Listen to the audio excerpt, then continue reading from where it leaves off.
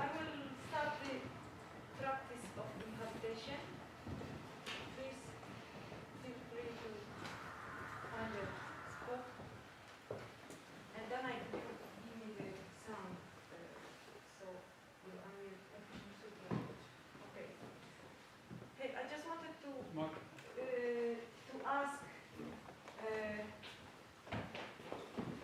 ask if it would be okay. Please don't feel pressure to give this kind of consent. If it's okay if I take a mask when I'm reading. Is it okay? I will stay.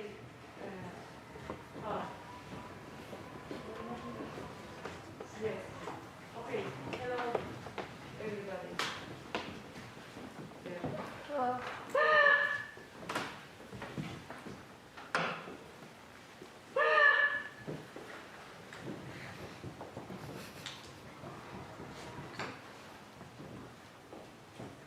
So, can you hear me in Zoom? Can you hear me well? Thanks. Thank you for going through this. You are in. Hello, once again. So just look around, walk around if you can. Find a spot to be in, perhaps a desk or a bed or a stage. There are some visibility issues here. So there are cameras in the room. They are here so other people can see and hear. But there is also some more for documenting. I will not publish this material without permission to say it once again. So the stream is only live and will not be visible after this event on the web page. And in case if of any further publication, I will ask your permission for material you are visible in. If, however, you find this momentary exposure uncomfortable, there are places to hide to some extent here. For example, that place is a very good place to hide, or the place behind also on the app. And then you can also hide in a bubble.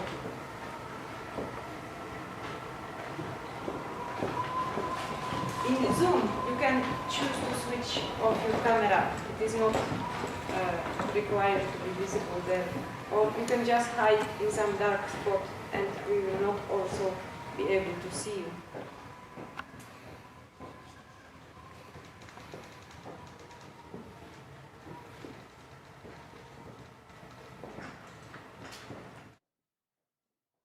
So this is a place to inhabit for a few afternoons to come, and it will shift a little bit, move and expand.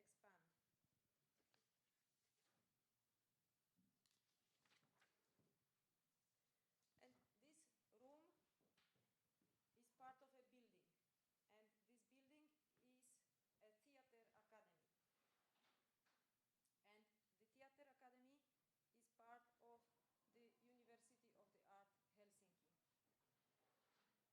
And there is a new building or new extension of this building being built as we speak, Fine Arts Academy. And it is now populated by construction workers who are walking within these yellow and orange coatings. They are very recognizable, and when you see outside them passing by, they are building the Fine Arts Academy. This part of the building, however, which was once a soap and margarine factory, then a crane and a lift factory, and now this, is at the moment almost entirely empty. Due to the pandemic situation and new restriction in Helsinki area, and also because of the approaching holidays, and so the studying season is over. It is quite weird. There is this illusion that nothing happens here. But of course people are working in some offices upstairs and in their homes.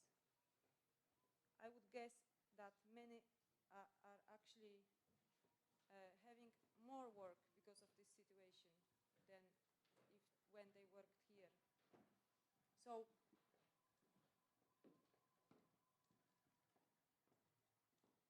in this building at the moment, nobody can be without a valid reason. The construction workers have valid reason, and it seems that we are also having a valid reason to be here. So in this room where I am standing now, there is a group of 10 people, including me, plus 2 with a special permission. But it is a large place.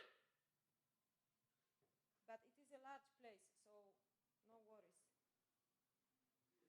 There are sanitizing wipes and masks around. So you can perhaps control to some extent what is being transmitted. Regardless of the existing and added obstacles, thank you so much for joining. I am really grateful that you made it here. I am sorry for the discomfort. This is just a way to admit that getting in is not always easy. And when it is once, it might become so seamless that one almost doesn't notice anymore. This will not be that uncomfortable for all the time, I promise. Let's have a while to settle down. And those of you who are in Zoom, there will be 2 ways of being here. There, somewhere with this event.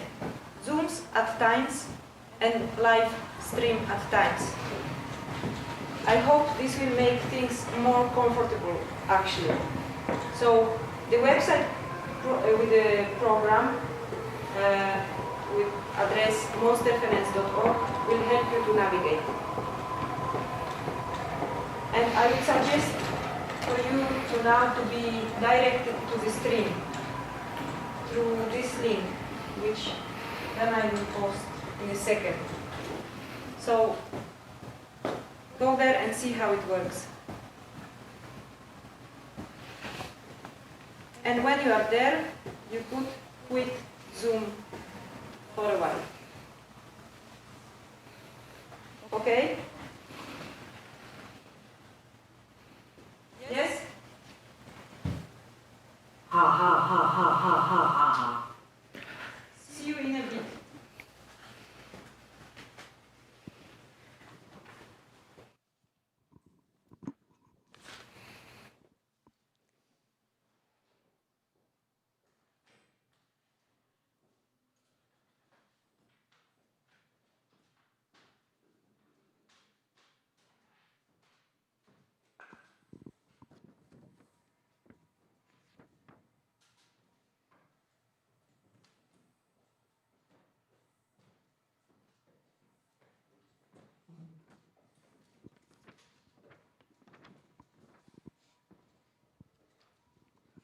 So, are you somehow a little bit more comfortable? No? Yet? Enough. So, okay, because I will tell now a little bit of a horror story. Alex, is this stream okay? Yes, we just lost the GoPro, so I need to now reset them. Okay. Now they're just seeing the splash screen. Okay. So let's just put them back to recording. Okay. So, meanwhile, I will continue. So, a horror story. Peoria, Illinois, 1912. The horror begins. A society lady, encouraged by a friend's success with an easy new weight loss treatment, pays $25 for 2 rather large and suspicious-looking pills. Her husband sends the pills to be analyzed in the Washington Public Health Service, and before long, a government secret official appears, informing him that the pills contain the head and first link of the body of a tapeworm and sufficient nourishment to maintain life for probably a week. This is a quote from the quack writer, the quack doctor, Stories from the Medicine's Past. So the moral of that newspaper's produced tale from 1920s shapes a female character not only as look-obsessed but also irresponsible, perhaps stupid, and a victim of a charlatan, a quackbuster. Therefore, it becomes necessary for her husband, the government secret official, and legitimate healthcare system to step in and save her. For the husband, government secret official, and legitimate health system, a quack doctor are an obvious threat. Yet, as it seems, a woman's capacity to decide on her own and build a relationship of her own choice is too. And so the record of how did she live, or how would she live with the tapeworm, if it would work or not, does not exist. So just as a remark, I would like to add that the same health system now, 100 years after, is also leaning towards the whipworm egg digestion as a possible treatment, for example, for IBS, Crohn, and ulcerative colitis. So there may be a connection between the appearing of those particular conditions as an effect of wide elimination of helminths from the human intestines, which became a regular practice in the 1930s. So it is possible that the relation between the parasites, bacteria, and inner organs are not exactly that simple as it was thought then. It is not so widely researched subject, though, as it is also not widely funded, as it did not seem to be such a problem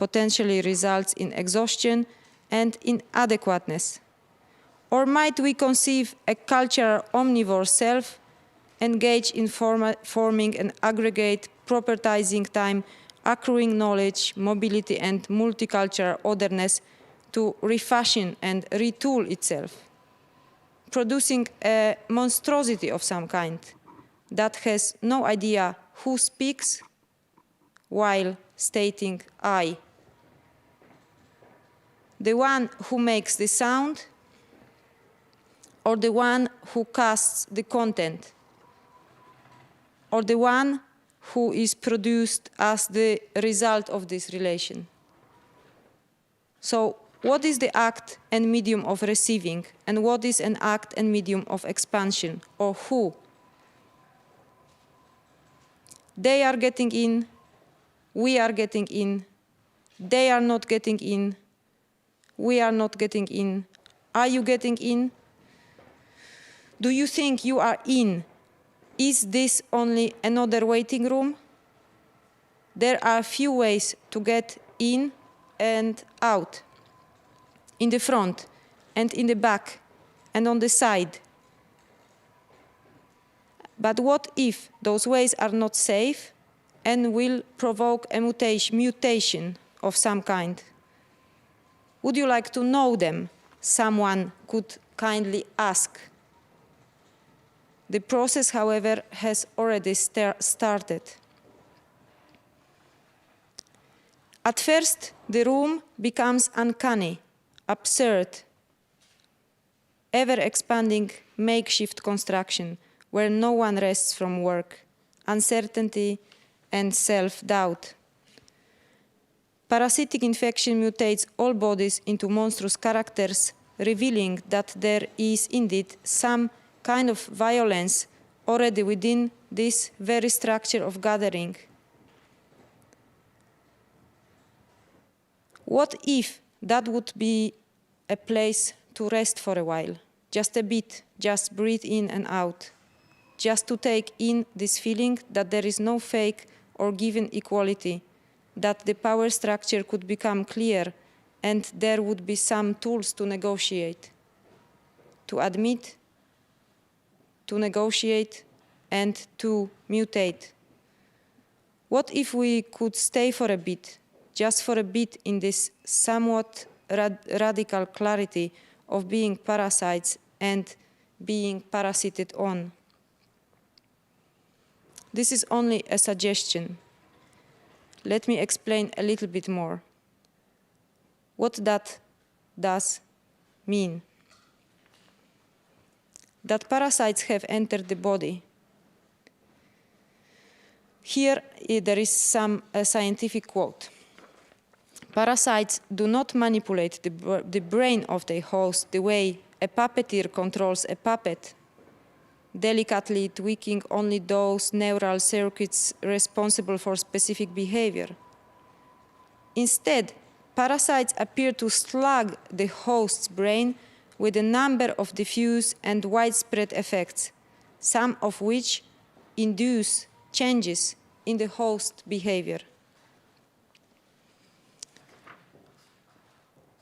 Not all of them are simply benefiting the parasite, showing a decrease of vitality of the hosts. Not at all. For example, some parasitoid wasps coerce spiders into spinning for them as sleeping bags, suspended from branches, thus providing a safe pupating site. Crickets, ants, and other insects infected with hairworms or nematodes dive into the water, allowing the aquatic parasite to exit their body and mate. Rats infected with toxoplasmosa develop a fatal attractions for cats, increasing parasitic transmission to their next host. Parasitic inhabitations develop through a series of reactions, infections, resistances, adjustments on both sides, in which the relationship is negotiated. It is not going to be an equal relationship. There is no shared dimension. in parasitic relationships. Yet, the mutation starts to happen.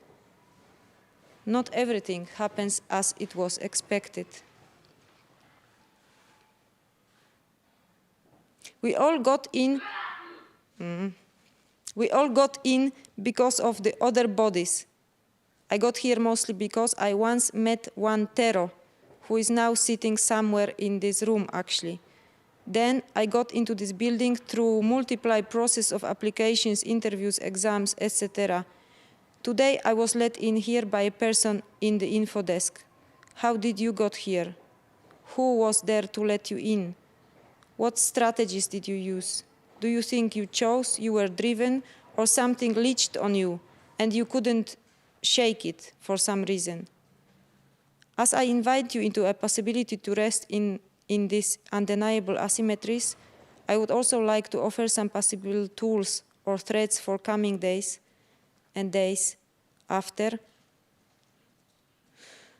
And it would be a care, understanding, and continuity. So care. Care as a way of paying attention to what is happening, not assuming common ground, common conditions, and given togetherness. Knowledge as a process that it is to be shared and to emerge in a collective form. Perhaps better word would be an understanding. We strive for this form of understanding. When you get it, I get it. Is there someone who doesn't get it? When everyone gets it, that would be the knowledge. So I'm already not caring enough because I think you don't get it when I'm reading.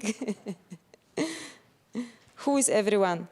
However, regarding the odd etymology of this word, understanding, stand, under, inter, antar, among, between, but then also entera from Greek, intestines. So it seems that understanding will not be easy or clean. Continuity. As understanding that such events like this one do not make sense if they do not connect with life elsewhere and here, before, during, and after, or at least one of those. Should I pick it? No, I'll pick it. Yes. I can.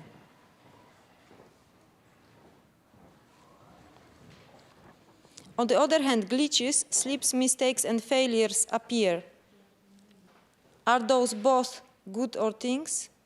Good or bad things? Depends perhaps, but one has they say about that at times. So, please, care to say, care to understand, care to make a connection, yet take it easy. This is seriously unserious event. It have a form of almost a parody or excess, enhancement and mockery of the conference format. Yet it contains the presentations of seriously marvelous thinkers and artists. Let me now introduce to you some of the contributors. Some are nearby, some are further. Shubhangi Singh, who will in a minute share amazing keynote presentation on rest, unrest, on loitering, and then Bini Adamczak, who will present through Zoom in about 2 hours sharply clear analysis of the background for the desire of the fascism to rise from lingering back to the domination. Then Hanna M. Ouramo, who will introduce tomorrow the diagrammatic practice, somatic functions, stitching powers, and body parts into tools. Torkiel Tanem, with whom we will also doubt and retry. Are there hopeful monsters? Dasha Che, who will tomorrow perform something called that is bigger than your hands. Hand. Thanks. Seskin Bojnik, with exciting talk about monstrous parents.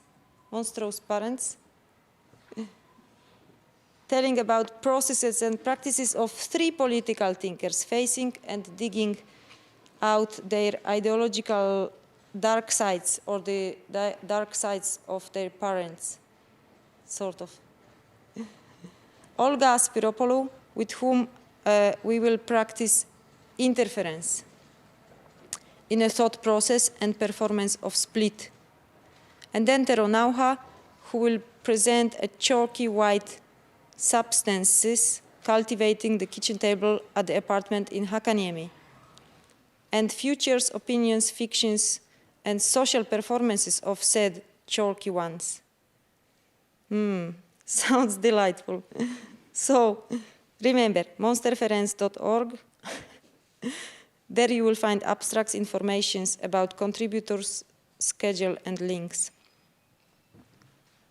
To end this prolonged introduction, I would like to mention just a few names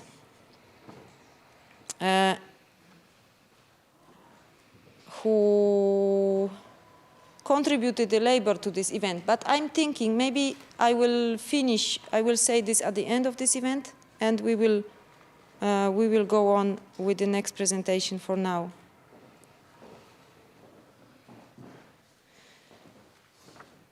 So, we will now continue with Shubhangi Singh. Just a few minutes for rearrangement. There is a tea and coffee for you here outside. If you have 2-3 minutes, we'll meet in a second.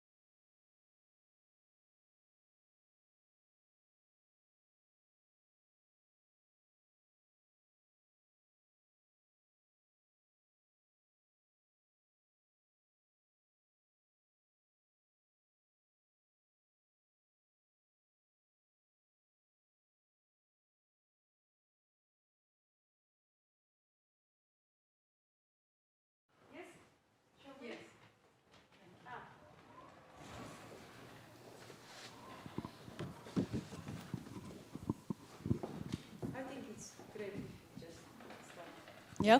And the lights, if you can just...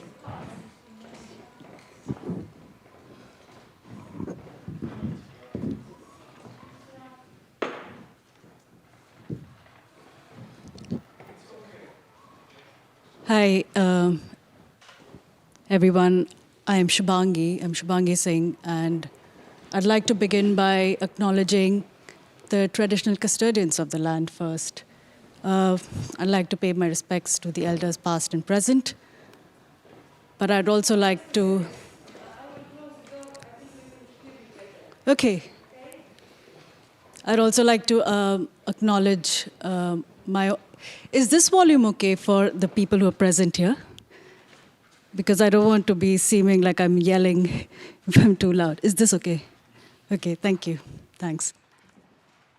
But I was also saying that I'd like to acknowledge my own ancestors, especially the women in my family who have made choices that have led me to this point where I am right now here, present, and here. Gratitude to Karolina for inviting me to this, and to everybody who's physically here and people who are everywhere else.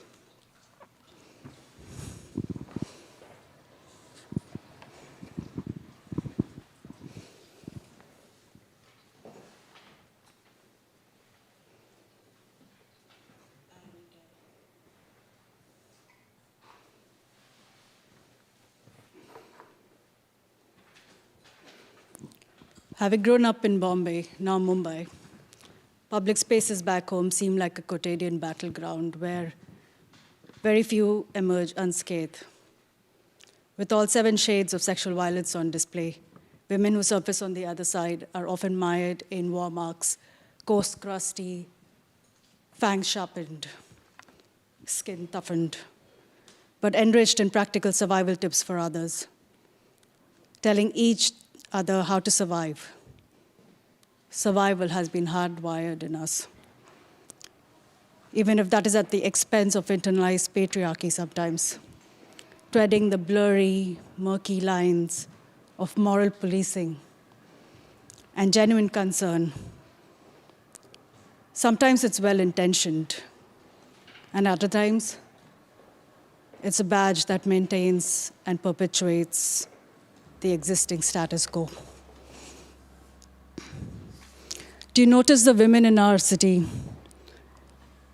Have you seen them at railway stations walking upstairs towards the footover bridge, clutching their handbags across the chest, wearing their backpacks like a steel armor, clumped in a tight ball of bodies, a moving assemblage of flesh and fabric, finding solace in force and temporary sisterhood, hyper-aware of the rogue elbow nudging towards their breast or a hand about to grab their bottom, all before it retreats, undetected, back to the familiar comfort of a thick, coagulated mass of anonymity and indemnity. As a young girl growing into a woman's body, I'd often imagined myself building a body shield, a collapsible metal wire bird cage-like enclosure which, when worn above my clothes, would add a layer of protection where I'm fully unable to protect myself, thus making my body morbidly visible, yet comically inaccessible. I imagine that post the initial surprise, some men would still consider the design a challenge to their skill. This would make me go right back to the drawing board to tweak the design flaws of this imaginary armor. There's also making versions and updating it until I'm able to construct this ultimate infallible costume. Perhaps it would even catch on, although I hope that it never, ever has to.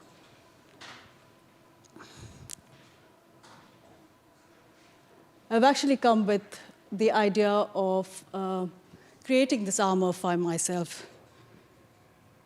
I have thought of what it might look like. I've tried some designs, one being this. It's still in the process, as you can see. There are several holes for fingers to get in. too many gaps, needs to be further worked on.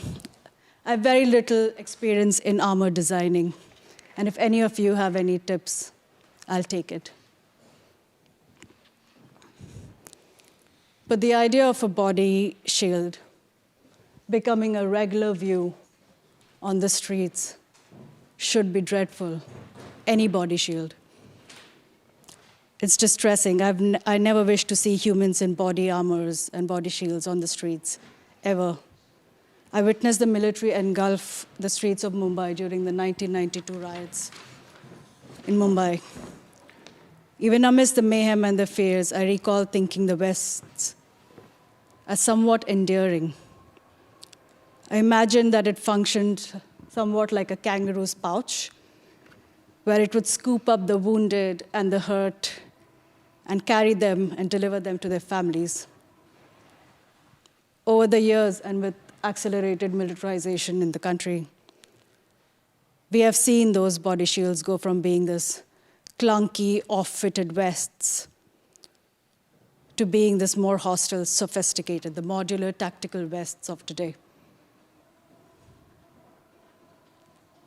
Body armors, although they're meant to be a bit ominous and they're meant to inspire fears in the public, have always looked a bit ridiculous to me over time, not to mention how the police and the military have complained not only about the chronic back pains from the heavy ballistic plate body armor, but many of the unisex vests aren't even suitable for women with larger breasts. Breasts coming a full circle, no? They've once again been cited the reason for not being able to protect women in public spaces and from harm. Through my formative years, I walked everywhere with my shoulders covered, burying my developing chest deep in my bent spine. They seemed to keep attention away from my teenage growing body. My current ill-formed spine wonders if it can remember each unsolicited hand responsible for this impairment. Away from home, I grew a bit taller, 2 inches taller. I had extra length that I didn't know I had. With each day, shoulders slowly found their position further apart from each other into a clean, sharp square. But each time I returned home, I command my body to remember that learning. But each time my shoulders eventually stand defeated from the memory of my skin.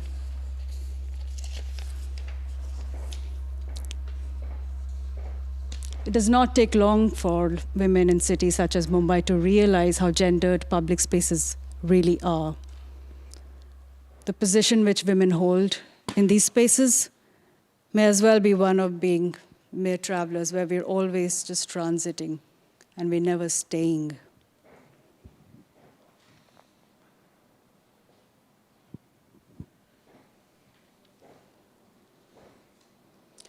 This term loitering, brought to India through its colonial legacy, has since expanded in definition within the domestic as well as social settings. The irony of this invisibility in public spaces are matters that can be located within the historical context of movements in India that suggest that contemporary feminist actions need to explore ways that make public sphere inclusive to all genders, done through long-term initiatives. Sometimes that can be sustained, and where the segregation and related everyday violence is slowly broken down by the act of women occupying these public spaces. That is, to be visible beyond simply traveling from their works to homes, to picking up children, going to the market, where each occurrence in public has to be purposeful or justified. Taking a cue from academics and feminist writers, Shilpa Phadke, Samira Khan, and Shilpa Ranade, were in their seminal works, Why Loiter?, They write about the importance of loitering as a tool for women to reclaim public spaces. Meet to Sleep and I Never Asked for It, undertaken by Blank Noise, a feminist action collective in India, has rhizomatically grown over time, examining women's position in streets and subsequently within the social structures of society. Over the years, pockets of women have been coming out onto the streets with an intent to address this imbalance of visibility and gender inequality, and everyday violence. They're doing this by simply being present, by loitering to reclaim the streets, thereby forcing visibility in spaces otherwise completely cordoned off to them by this invisible force fields. Meet to Sleep, for instance, invites women to come into parks or any open spaces that they may find in order to sleep, to rest, and to visibly do nothing. It may appear counterintuitive, but by lowering their guards and exhibiting a sense of trust amongst others that they co-inhabit the space with, they are denouncing their fears and exercising their right to safety. By occupying these spaces, the women are becoming a new and regular visual in the parks.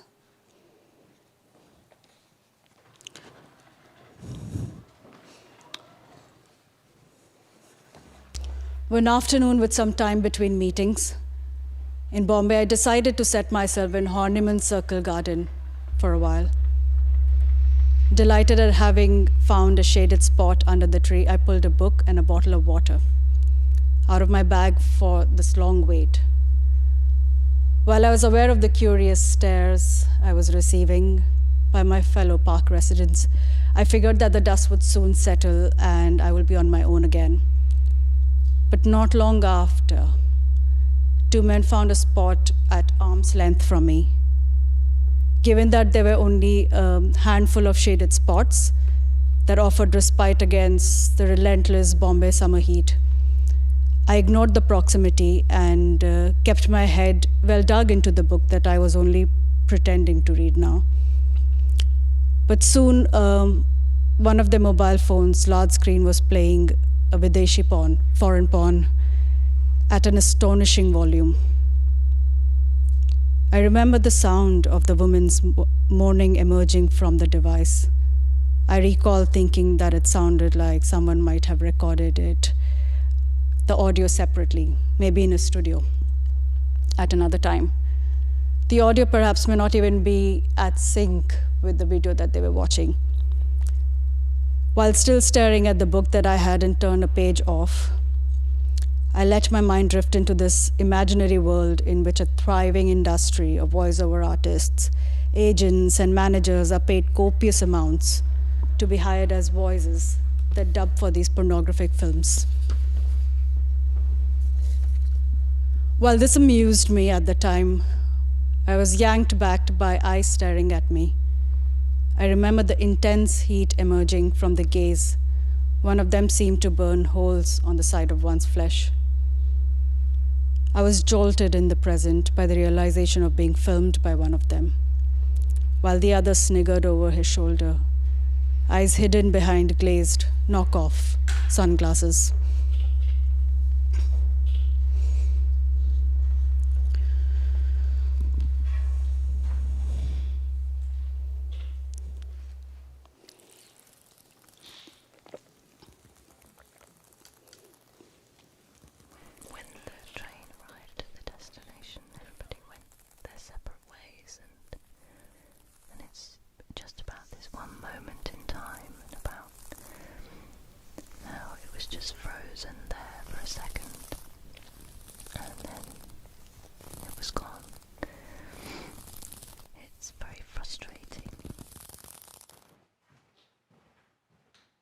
Of leisure defies social order that parameterizes individuals as contributing members of society.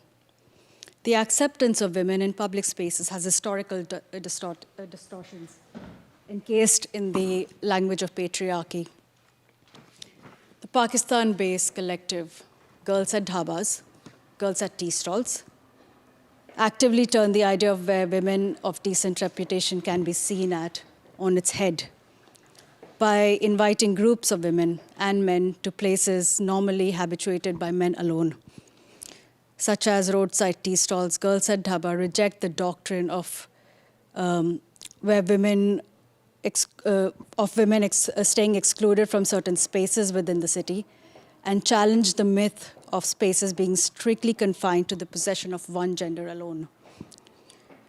While interacting with the space through a multitude of ways, Girls at Dhabas eventually hope to open the landscape of their presence in it to be viewed not as an anomaly that appears to have fallen between the cracks of society, but rather to be perceived as a regular and everyday detail within the diverse social landscape. A simple act of subversion served on the side of dissent.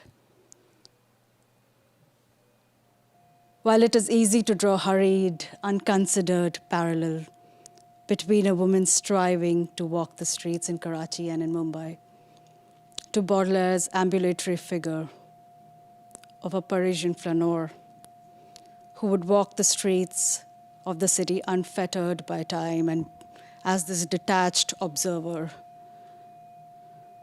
seeped in thoughts, the two may in fact walk a proverbial common path before quickly splintering from each other. Women without a legitimate purpose of being out in public appears to be a seemingly difficult concept to navigate, one that threatens to destabilize the value that society appears to coil itself around. The female body comes to be produced and represented socially in a plethora of ways that in turn these bodies subscribe, they reject, or project themselves onto the environment based on the transference of data. But there is a constant feedback loop between the bodies and the environment that challenge the totalizing attribute that social structures prescribe to the female body. One influences the other, and vice versa. As much as loitering is an act of resistance, it is equally a way to reclaim leisure. I have been walking the streets in India and then here in Finland. The streets hold the possibility of being a hegemonic site where power is exerted, expressed, and also challenged, thus making it a fertile ground of study. It is where anonymity meets identity, and I'm interested in this complex petri dish of human interactions. In Hannah Arendtian way of looking at the public's social and the commons, meaning that the public are formed only in the presence of others. It may seem odd, but several areas in the city seem to have certain coded ways of inquiring if you belong there. Try standing casually under a posh building for a while. Everyone coming your way may change their side of pedestrian walk just so they don't have to go past you, lest you ask for alms or ask them to sign up with some charity or some imagined ruse. On one such occasion, as I occupied a busy pedestrian walk, carefully standing well out of everyone's path, I counted the number of people who changed their paths just so they could avoid going past me. 18. 18 out of 36 people within 40-minute span had obviously, and what seemed very inconvenient to them, done so to avoid passing a woman armed with a notepad and a water bottle. Must have been a very fearful sight. I've been hanging about to see how I can affect these environments by simply being present and visible. In doing so, I've been mapping the region through critical anecdotal representations of note-taking and through transdisciplinary forms.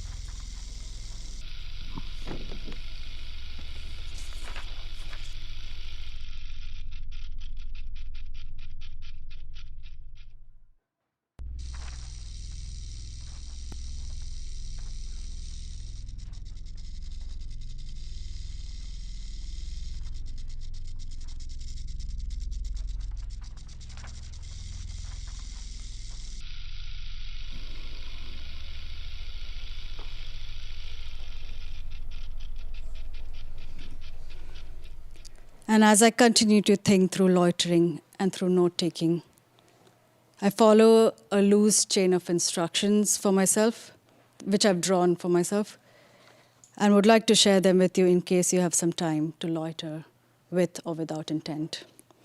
These are exercises for the loiterer, sweetly also illustrated by my friend Laura Leaf. Step 1, from where you stand, look around you. Take a seat somewhere, anywhere that might host you for a bit. In a corner cafe, a park bench, an unattended corner concrete block on the street, where you might find a few moments of deep looking and listening. Step 2. Now think of the streets as a pyramid of power.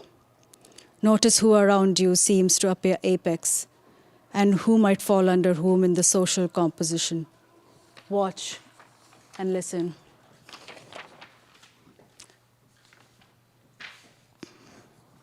You could peel an orange, have a snack, knit, read a book. Step 3. Make a few notes of what you see and illustrate the observation in the way that you are best able to comprehend. Whoa, okay, we're back. Here it is important to note that the observations are not foolproof and would likely be mired by stereotypes and speculations. At this stage, do not weigh yourself down. Rather, be aware of the presumptions and continue taking notes. The idea of this exercise is not to paralyze you. And stay with it. You might have an unrestrained urge to abort the exercise, but stay with it. Step 4. Save the notes taken and continue with the exercises whenever you might find some moment to spare. And while you do so, here also take a moment to observe how your role and position within the larger social fabric, what is it and how do you change it? How are you affecting the surrounding and the interactions by being there? And finally, step back. Take a deep breath. And you might have to repeat the exercise many times. I'm the white soldier, I said. I should have probably prepared for this response, but I hadn't. And it had somewhat managed to catch me off guard still. He queried, knitting his furry brows together. I was hyper-aware of the geographical context I was in, the political implication, as well as the possible historical contention towards and against this memorial. This made defending what I'd just said blurted, really, a fairly delicate affair. I could feel my heart pound against the ribcage. Is that a clenched fist? I had noticed. Should I be taking a step back just in case? Matters wouldn't go as far as that, I thought, would it? In an attempt to diffuse a possible escalation, I added, I'm the Statue of Freedom. Did I say diffuse? I meant confuse.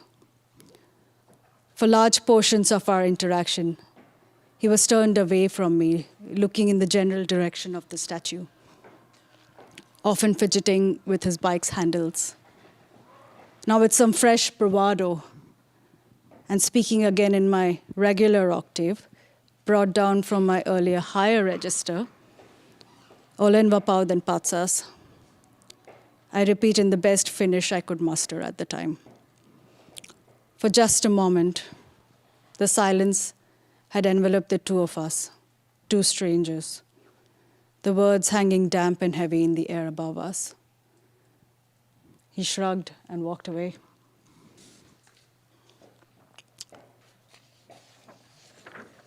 Well, when this action is done in places such as Finland, as opposed to in India, the observations have layers that are certainly different from what it exists in India.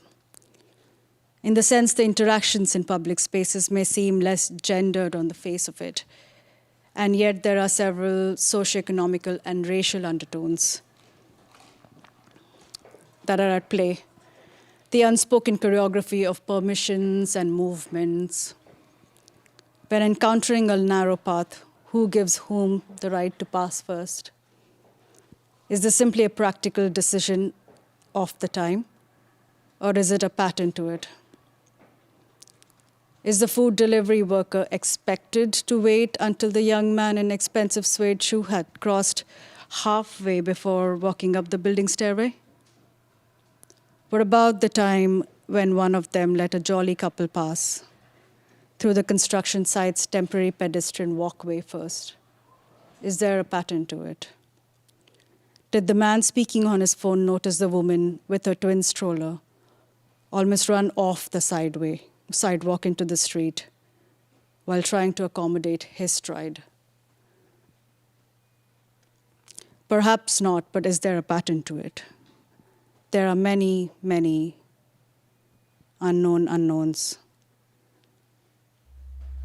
But there perhaps is a pattern to it. Maybe we should go back to the steps.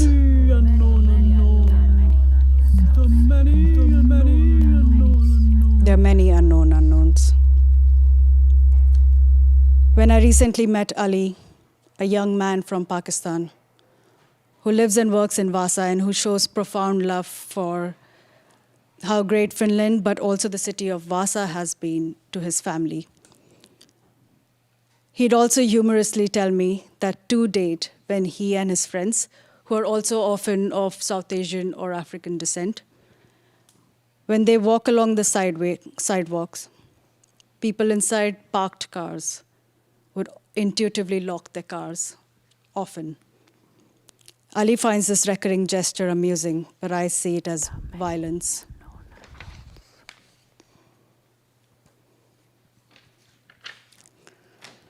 Although note-taking, due to its empirical structure, bears passing resemblance to anthropological methodologies, it is in fact deeply connected to feminist practices of recording personal, political, and social history as dissident aesthetics. However, the irony of how this flips something on its head isn't entirely lost to me either. There is some hidden comedy and dangers of seeing myself as this informal hobby ethnographer, making notes about a society and attempting to arrive at human behavior from a limited and superficial condition. There's also irony in how this brown woman observing a largely white society, how that is flipped on its head too. Making these esoteric records and archiving the present, creating timestamps of the interactions. It is amusing, but it is also completely tinted in my own cultural, social, and personal experiences. I'm very aware of that.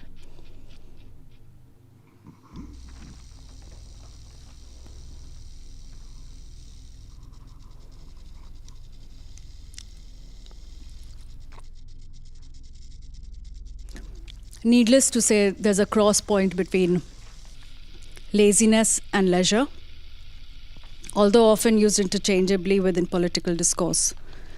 They can be plotted on the map at different coordinates that act as parallel springboards of discussions, and that which is dotted along with other inactions of subversion. That makes a stronger connection between these points. Whether we're talking about Mladen Stilnović's Artists at Work, Zagreb-based artist, who through his performative inaction, producing a series of 8 photographs of him sleeping in the gallery, brought forth a string of inquiries of what it means to produce as an artist. His work, praise of laziness, of course.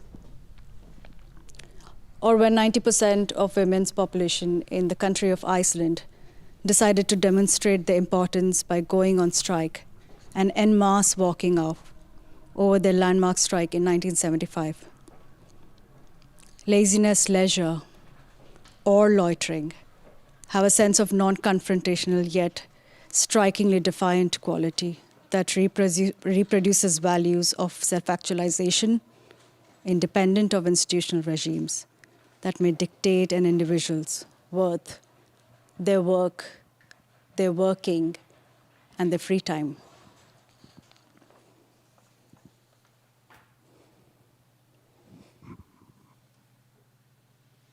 I love Venn diagrams. I try to make Venn diagrams as much as possible.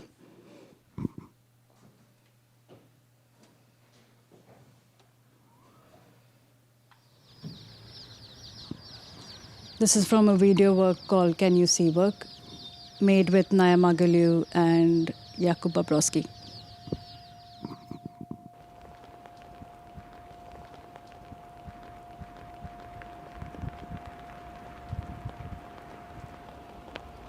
This is just an excerpt of a larger video.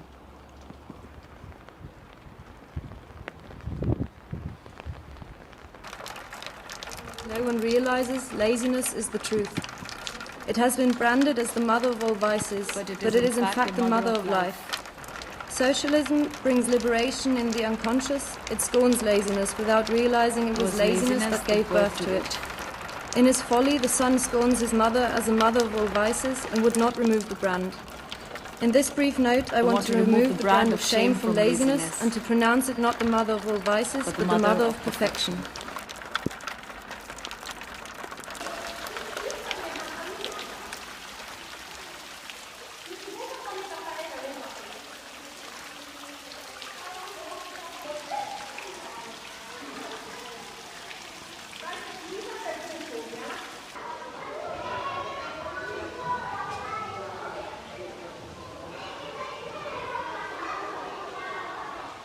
So, I think that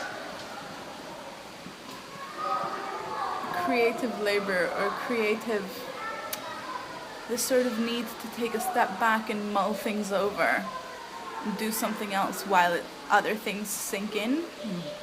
That's kind of, I consider that a form of work, and to a certain extent. I think these texts really do support that. Taking your time to do things, which I feel has this strange, almost criminal implication, because the more you take your time, the longer you're using resources that you don't need to use, you know.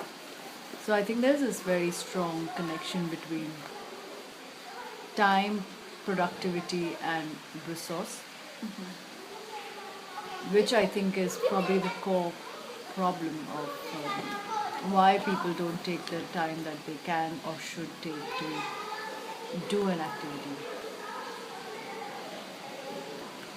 It's this guilt of using resources that you're not entitled to in order to make work that doesn't justify that amount of resources. I think there might be something there. I mean, I think on a surface level, what you say is true. But on a more substantial level, the world is an overproducer of resources. And we know that. We know that there's enough for everyone. There's a very uneven distribution of wealth, and that will be why someone's hungry and someone isn't. But that's not to do with a scarcity of resource. In fact, we produce too much.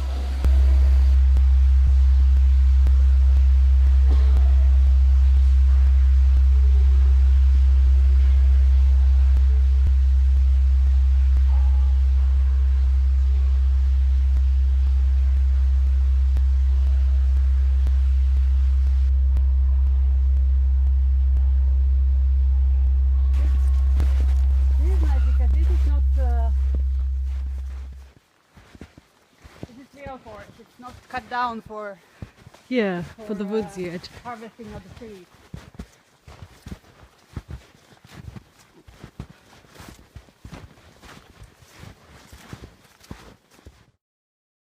The question of equal access to public spaces has many moving parts. The subject and the object are in a state of interdependence while constantly shifting positions. They're intangible, they're slippery and restless. Through my own practice of doing and making and thinking about matters of bodily autonomy and its relationship with public spaces, as well as watching others who mobilize and who act and who think Girls at dhabas, blank noise. Why loiter?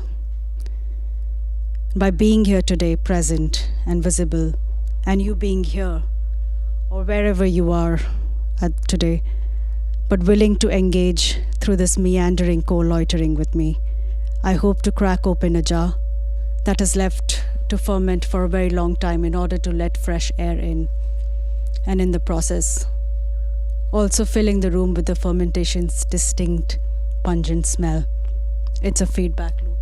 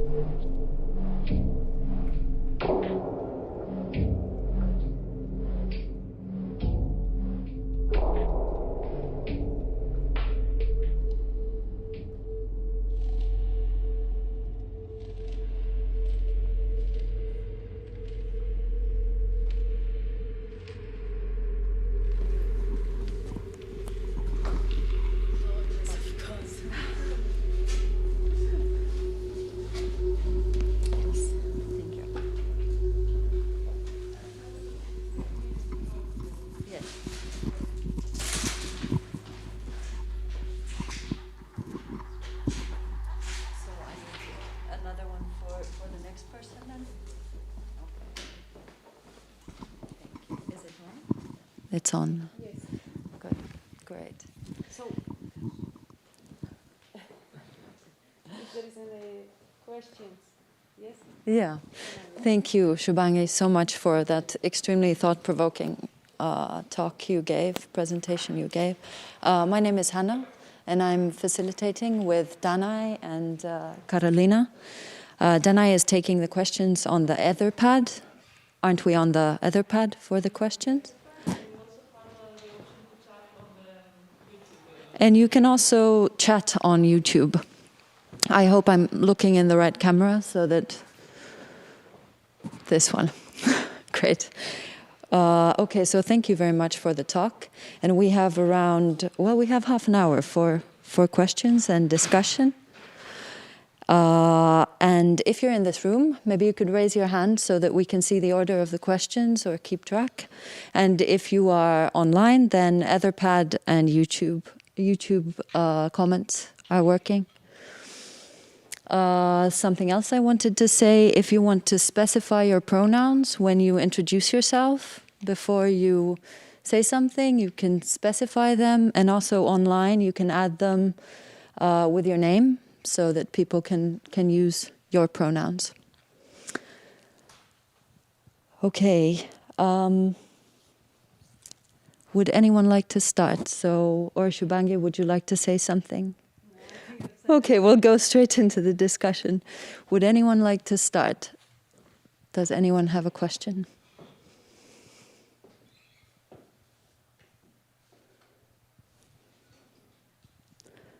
Sure, Nääää.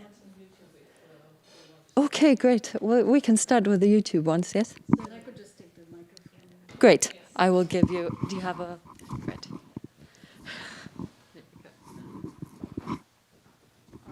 Maybe they're not questions, maybe they're mainly comments. Centrum says, thank you, it was wonderful. Then we have a comment from Hanna Järvinen, who says that they would like to note that the phrase loitering with intent has an interesting history in terms of criminality and violence.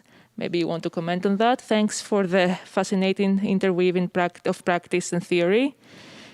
And sorry if I mispronounce a name, then Geir Björkjeland says thank you. Maybe you want to comment on Hannah's?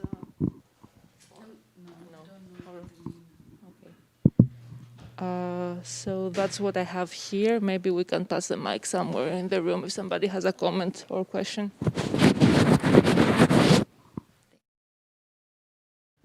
So is there anyone in the room who would like to ask anything?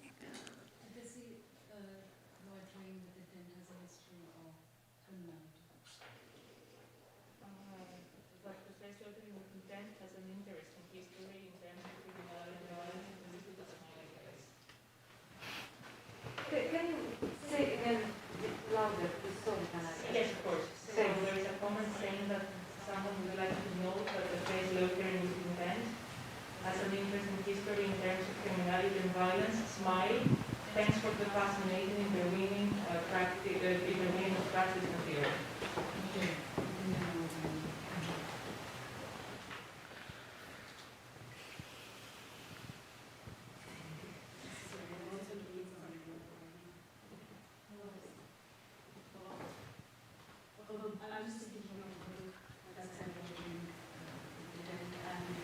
I think generally they were talking about.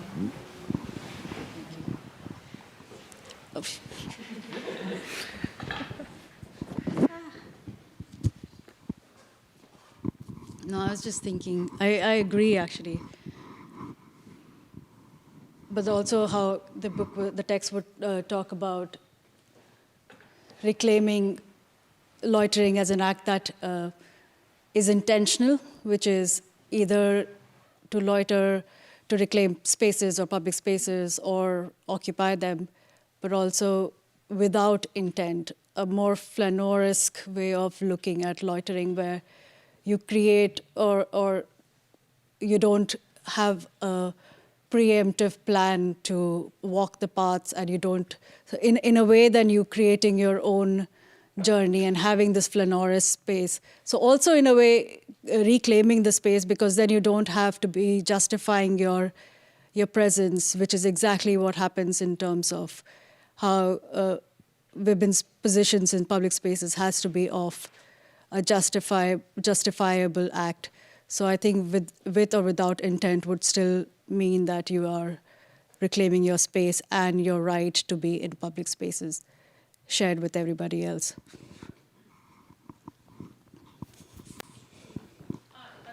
I'll just be speaking loud. But I think you might need it for... Yeah. Thanks. Hi, my name is Roxana, and my pronouns are she and her. And I have sort of a comment and a question to Shubhangi that's related to presentation.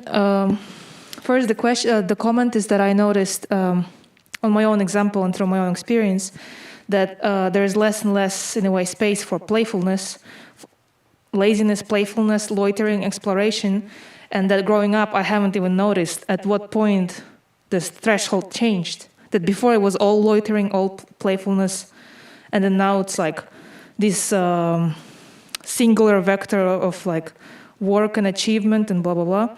So how would you...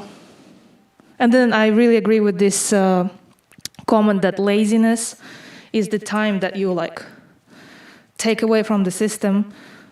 So my question relates more to the practical realm. How, like, do you practice that? Like, you know, do you conquer your time for laziness, for playfulness, for loitering? Because that's something that I really would like to understand how to do more and more of that. Because I feel that's, otherwise there's like burnouts and a different relationship to art practice. Yeah, within your own, like, because you've, like, how all this research, all this experience made you relate to loitering and playfulness and laziness. Does that make sense? Yeah, thanks, Oksana. So there are two parts to it that I can maybe address. One is loitering within the society, a capitalist structure that we exist in, which is how do we reclaim the time where every minute, I think your time is always monetized in some sense, like how even, for example, even for women to be safe in public spaces, the malls exist, cafes exist, but who can access these cafes and who is allowed to be in a mall they can loiter, but within the framework of a system that a monetary transaction can be made. So how do you step out of that system that kind of embroils you in paying to be safe? That how do you, or if you're walking back in the night, who can afford a taxi in the night? Again, you're paying for safety. But there are people who fall outside of this framework where they cannot pay. So there are the things are either they are not safe or they don't go to places where, so there are no places for leisure that they can have either at certain times. So how do we kind of reclaim a non-capitalist way of leisure? But that's one thing. And the second thing is how I would loiter in my artistic practice. I feel like it just happens through intention of not hurrying somehow. I feel like constantly, but I'm also a very slow person. So I think it just happens. I don't know if I can really articulate this, but I do take a lot of time to finish things somehow. And I think that already makes me a loiterer. I'm a meanderer in the way I speak.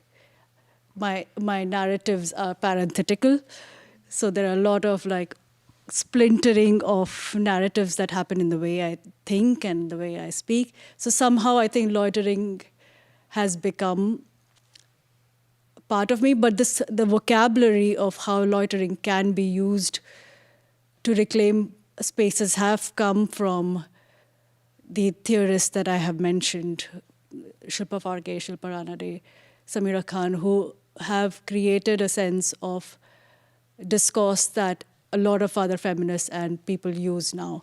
So just to go back to your question, how can I do this even more for myself? I think I just, like, to give more practical examples, I try to not take the same path from one place to the other. If I have to go from, or if I had to go from home to university, I try to take sometimes a more inconvenient way, the more unfamiliar way. And so you have experiences that are different to what might be before, or you have a co-loiterer or a person that you can travel with who can show you paths that has been unfamiliar to you, in a way kind of opening something for you that has been unfamiliar or out of your regular, I don't know. Can I just say one comment? I think there will be lots of things. Quite an interesting performance in the lecture, I have to say. But one thing about, let's say, the overall form, because you talk about laziness and loitering. But your form was not lazy at all. Your presentation was quite rich, quite diverse, quite multi-layered, actually. It was not lazy, but this, in a way, I don't have a question. There will be many questions, but just some commentaries, maybe even to add to this. Is like, what I understood that what is the thesis of your performance is somehow what I understood is that laziness is a lot of work. It's like, because this comes back to the thing that you are using, Mladen Stilinovic, which is very good that you mentioned. Like his references is a socialist Paul Lafarge, who actually he is using, which is a quite general thesis is that laziness is a descent toward what you said, capitalism, but requires a lot of work, a lot of labor. So yes, this is the comment of what I could just add. Or, yeah. No, you go, Karolina. Please go. I'll give you this. I will sanitize them once, and then I think I will be fine for a while.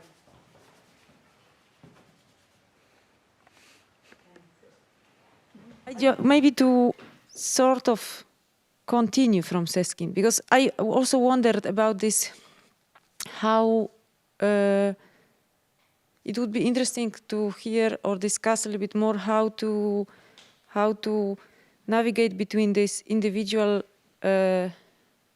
act of loitering or individual strategy for loitering and the collective how did you say this in the presentation? There was something about the collective. It was not a knowledge.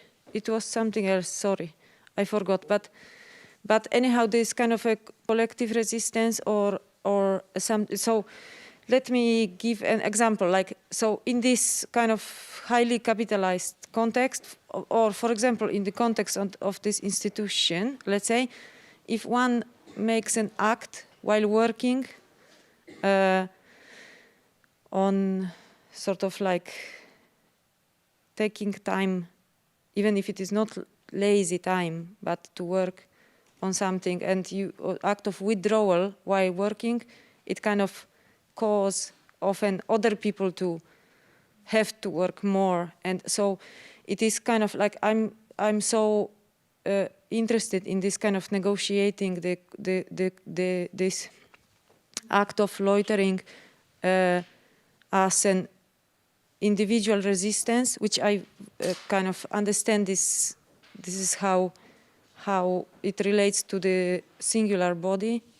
I don't want to talk more. You get my question. Like how practically this is something I wanted to ask because it's super interesting discussion. Within a community, you ask. Yes, and maybe to complicate a little bit more what you said about this, like how, because it has something to do how you organize, in a way, this act of laziness. I remember one more thing, because another source for Stilinovic, I mean, just continuing from there, because it's really important text.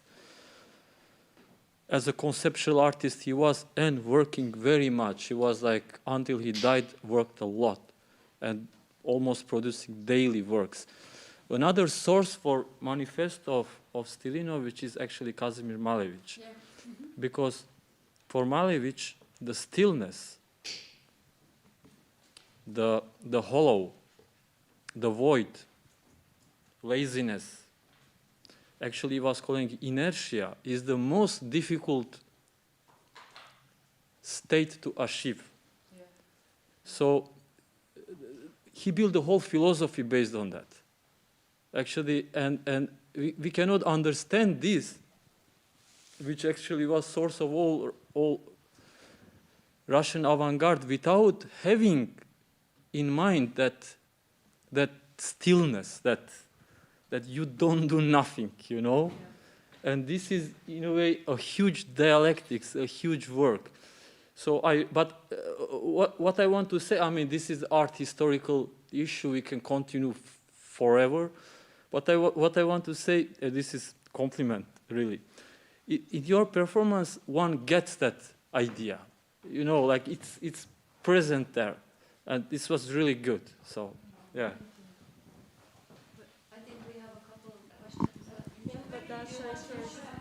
I just want to quickly address both. I feel first, I agree there's a lot of labor in trying to discuss about labor. There's a lot of irony to that also. I understand like the presentation has so much going on that you always question like, why are you talking about not doing when you're doing so much? But then in my defense, I always think that everything, when you have time for yourself, I have more time to experiment, and I have more time to experiment, I have more time to share. I want to share things that bits that I'm thinking through, bits that are not perfect, bits that are flawed. In some way, I find that exciting as a thing to do. So all these bits and bobs, these animations that I've been drawing are tools that I'm thinking through things. So of course, it's a lot of work, but then I feel there's a lot of pleasure to that kind of working where I don't have a defined deadline or some sort of like commission that I have to produce. So yes, even for Stilinovic, I think there was constant production, but then there's constantly thinking about the production. That is, how does that cooperate or not within the structure that demands it? So what if you say, what if you do, but not capitalize on that? So you do it for the sake of doing it somehow. But Karolina, what you were saying is very interesting, that if you withdraw, somebody else has to do your work. Maybe, if that's what you were saying, that... These kind of structures where you know, you are kind of interdependent. Yeah. Labor is counted, economized in the production. This is what is sort of... Yeah. Then what is the capacity for you to withdraw? Because then what are you... I'm sort of interested, like thinking parasites also, like how do you negotiate collectively this that it does not become a kind of, you don't turn the exploitation stream, or you don't avoid, but it's kind of, I'm sorry, this is no, but I think it is... But it's somehow something that I thought that you put some threads in your presentation kind of between, and I wanted to ask some. But I suppose that would happen from codependence instead of it being a one-way channel. It's a feedback loop where if you are dependent on somebody is also dependent right back on you for other times. So even if you do within a larger structure, if you decide to withdraw at some point, it is because you need that time. And maybe at another time, somebody else would need that time, and you kind of fill in there. So I feel like work can be rethought, like there can be rethinking and redistribution of the way that we not only resources, but also the way that we work. Instead of it being like 100% all the time, what if it is 25%, 50%, 75%? Like the redistribution of time and labor, I think it can be, there are several alternatives and reimagination of this that is required, I suppose. Dasha.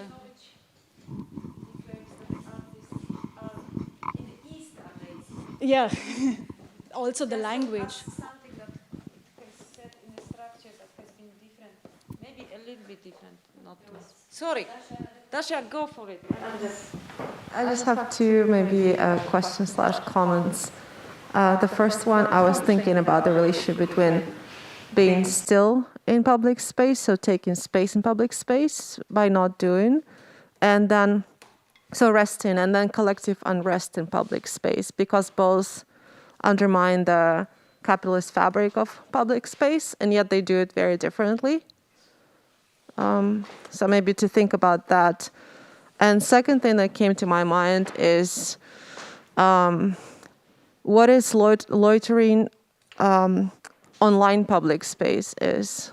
Like, how does it look like? Because online, because there's so much online presence and it's constantly producing. So what would be loitering there? And maybe there is no an answer. I'm just curious. Yeah. Like there are these texts which talk about how people in offices.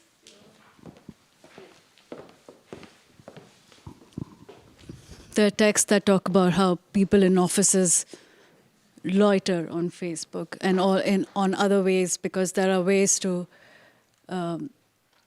be online and not always produce material. I think internet's a great way to loiter, I feel like, or a great, well, not just loiter, like a great way to, where you can also just be an individual and not necessarily a mass, which is also, it has its dangers, but I think it also means that you are an individual online often, and you have an identity that is an individualistic identity, and I feel like that is used a lot, and that is also maybe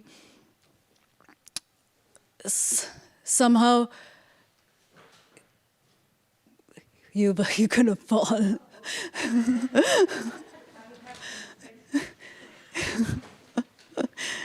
Yeah, I think there are ways to do that online, but I think there are also dangers in the anonymity that comes with that aspect, because suddenly you're not accountable necessarily to a community, and which is why we see the trolling and we see the dangers and we see the bullying, because suddenly you're a faceless identity, which even though you have suddenly the power of roaming without being tracked, that also gives you the power to harm, I suppose. I don't know if I addressed what you were saying. Should we take some? Yes, there are a few. Shall I read them all? Yes.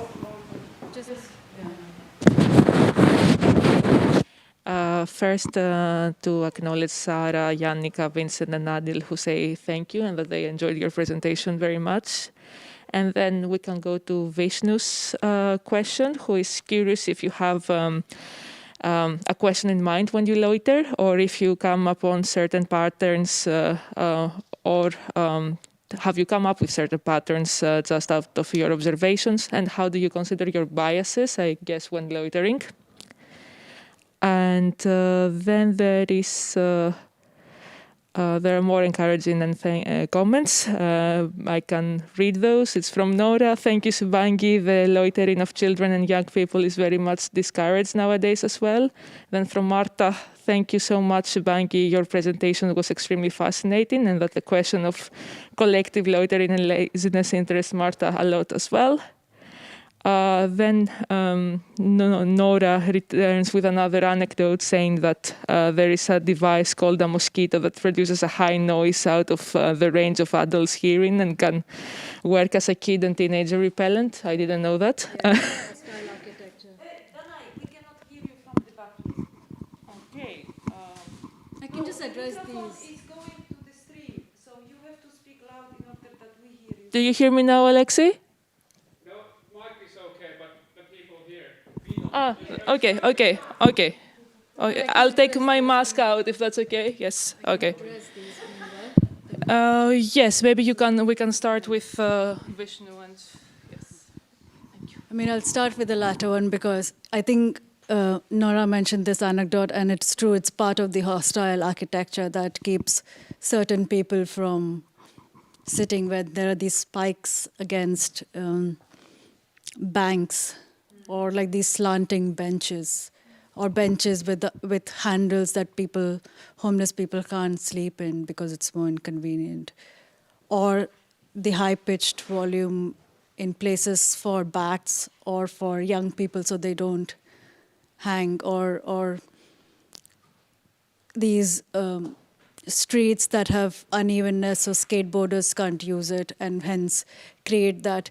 So yeah, it is a larger conversation about hostile architecture that exists that keeps people from using public spaces in the way that they would like to, but rather it has this idea of, so this space is used for transition and alone, and anybody using it to busk maybe or any other thing is completely discouraged. And then hostile architecture becomes a thing that you're hostile to individual who the space is supposed to be determined by. Yeah, and Vishnu's, I do have, usually my questions while hanging or taking notes, I think about why I was very often actually that happens, I think about why I was interested and why I want to do this in the first place. And this always brings me back to my point of departure, which is the feminist text or the people who are doing it for a purpose of, like there has to be, for me, not just a purpose of leisure for myself alone. I try to think about why my presence in certain places, how is that going to alter the environment and how it's seen. Like if I end up in certain places that I feel I'll be looked at funnily. Let's talk about, as an example, in Helsinki here right now. If I am in certain places where people, like certain residential areas, if I hang about, I am looked at funnily. They know that I don't belong there and I don't have a house there. And I try to hang about in these places just so I can shift that for them, and maybe I can shift that for others like myself who might be in these places. So my question would always be back to, why am I doing this? What am I trying to gain out of it? But what was the other question of Vishnu's? If you have patterns. Patterns, for sure. Like, for example, the example of Ali in Vasa, who notices how people lock their cars when they're sitting in it when he approaches. That is a pattern that he thinks is amusing, but it's not something that he thinks is a violent gesture. But it needs to be addressed in why certain people, or like when his friend, who's of a Kenyan descent, is standing outside a cafe waiting for his friend, people almost always ask him if he has drugs on him because he's a big black man. But like, this is a pattern of like, how do we chronicle this in some way instead of it just being a passing anecdote which is repeated over and over and over again, but it has absolutely no reformation for some reason.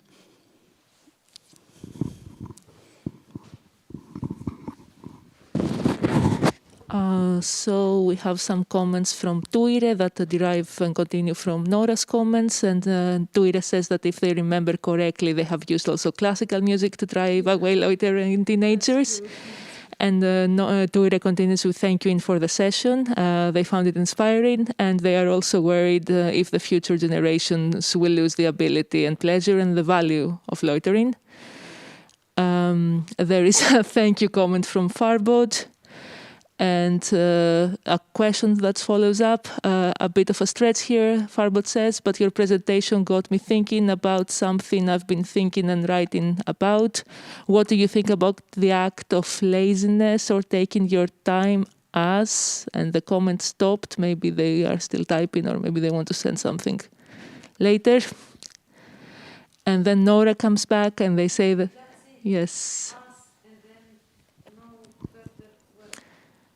Taking the time. Taking the time, okay.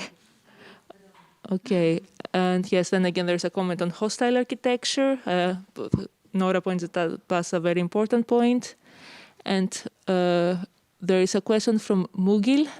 How would you compare mental loitering as against physical loitering? Oh. Nice. As what? Mental versus physical loitering. Yeah. I think it goes into the body-mind philosophy, no? We don't have to enter that. But I feel like body has it has an interaction with the public. And again, in like the Arendtian way of how the discourse, whether political or personal, can happen with others and along with others. The moment a physical body is in the presence of other physical bodies, however unfamiliar, there is an interaction that takes place, which is important for things to happen, to things to metabolize, and ideas to process, and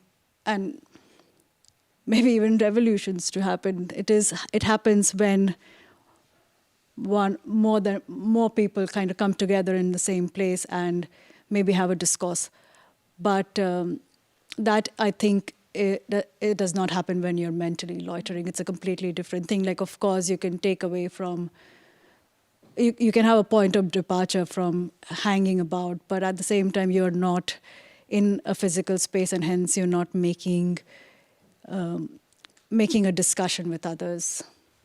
At the same time, I think the biggest thing is to have a possible political and social engagement with others. It's almost half past, but can we take one more question? Because Wow. the question that they were writing. Yes. I will read the question from the beginning again. What do you think about the act of laziness or taking your time as a source of creativity and reimagining your relationship with the structures around you in relation to class divide and having the privilege to take your time, which is sometimes taken away from you based on your socio-economical background, and the possibility that you may have to take your time and have the role of someone who can develop creative ideas or have a voice? Like how you find that time if you have to work all the time to barely survive or to sustain a livelihood.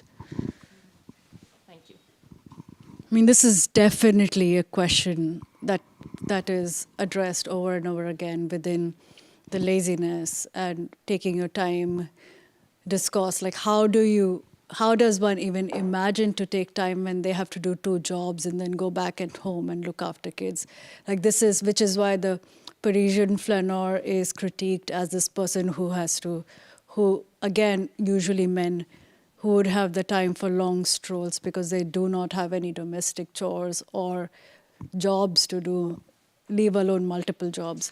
So of course, this discussion of loitering or like who has the time or the resources to be a flaneur, so to say, is definitely a question of social class, which is also what ties in, especially in places like these. Social and racial is very interconnected.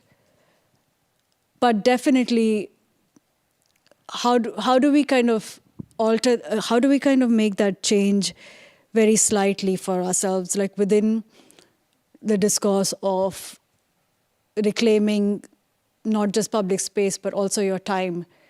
I think for the ones who have limited economic means, the conversation is just abstract. It is an esoteric idea that is presented by people who with the resources to do so.